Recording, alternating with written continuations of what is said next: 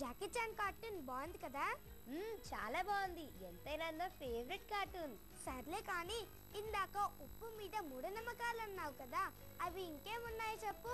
సముద్ర జలాల మీద ఉన్నప్పుడు ఉప్పు అనే పదాన్ని నోటి నుండి రానివ్వకూడదు. వస్తే ఏమవుతుంది? వస్తే తిరిగి క్షేమంగా వెళ్ళరని కొన్ని దేశాల్లో ఉన్న జాలర్లు నమ్ముతారు. అవునా రోషిని?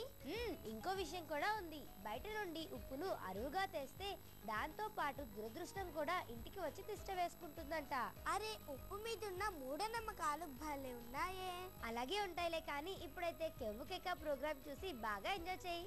ఓకే. కెవ్వు కేక బాగుంది కదా. అవును, చాలా బాగుంది. రోషిని, నీకు ఒక మంచి జోక్ చెప్పనా?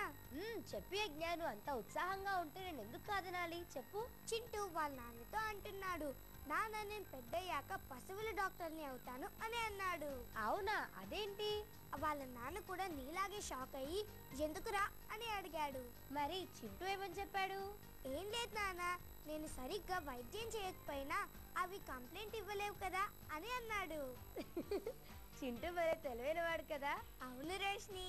ఏంటో యజ్ఞ, చింటూ మాటలు వింటుంటే సేమ్ నీ మాటలు వింటున్నట్టే ఉంది నాకు.